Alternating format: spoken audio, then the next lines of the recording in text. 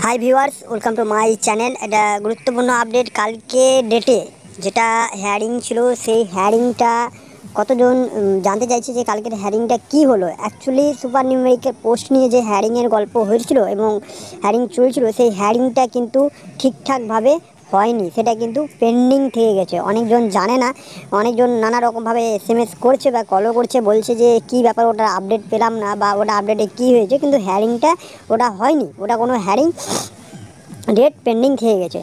তো নেক্সট যেটা ডেট হবে বা নেক্সটে যা হ্যারিং হবে, সে কী হচ্ছে সে সম্পূর্ণ তথ্যটা তোমাদের সামনে জানাবো। হ্যারিংয়ের যে কালকের ব্যাপারটা ছিল, কালকে যে হ্যারিং একটা সময় ছিল, সেই কত নম্বরে ছিল, 16 নম্বরে। তো সেই নম্বরটা কিন্তু হিসেবে যেতে পারেনি, ঠিক আছে। আর সেটাকে গেছে তো এড়িয়ে চলে গেছে 1 সেকেন্ডের জন্য, নেক্সট অন্য কোনো একটা ইস্যু চলে এসছে। তো কালকের যে হ্যারিংটা, সেই হ্যারিংটা তোমাদের হয়নি, হ্যারিংটা আবার নতুন করে হবে। এবং সুপার নিউমেরিক্যাল পোস্ট নিয়ে যা তথ্য উঠে আসবে, সম্পূর্ণ তথ্য তোমাদের সামনে আমি এই ভিডিওর মধ্যে দিয়ে রাখবো। তো এটুকুই বলা ছিল। অনেকজন এসএমএস করেছে, তার জন্য এই ভিডিওটা করলাম। কিছু কেউ বলবেন না যে এর কি ভিডিওর মানে কি, তো ভিডিওর কোনো মানে নেই, শুধু ইনফর্ম করার জন্য, জানানোর জন্য ভিডিওটা করলাম, কারণ অনেকজন এসএমএস করেছে, তার জন্যই ভিডিওটা করা।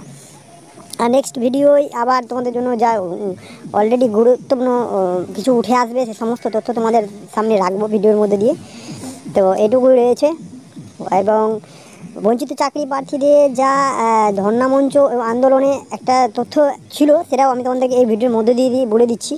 যে যারা এখন পর্যন্ত ধর্ণা মঞ্চ যায় না, তাদেরকে বলবো যে এটাই একটা সময়, সব গুরুত্বপূর্ণ সময় উঠে এসছে এবং তোমাদেরকে ধর্ণা মঞ্চ অ্যাটেন্ড করা উচিত। এবং পারলে গেলে সপ্তাহে মিনিমাম না করে একবারও ধর্ণা মঞ্চ কন্টিনিউ করার চেষ্টা করবেন, কারণ সেখান থেকে তোমাদের নিয়োগের সমস্ত তথ্য রয়েছে।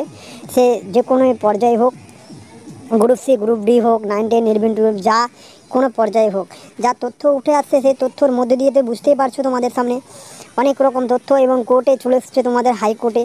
তো ধর্ণা মঞ্চ খুব ইম্পর্টেন্ট। কালকে একটা আমি নোটিফিকেশনের মধ্যে দিয়ে দেখলাম যে ধর্ণা মঞ্চে যে লোক সংখ্যা কমে যাচ্ছে, বাড়ার চেষ্টা হচ্ছে, ফের কমে যাচ্ছে। তো ধর্ণা মঞ্চটা কন্টিনিউ করো তোমাদের সুপার নিউমেরিক্যাল পোস্টের জন্য।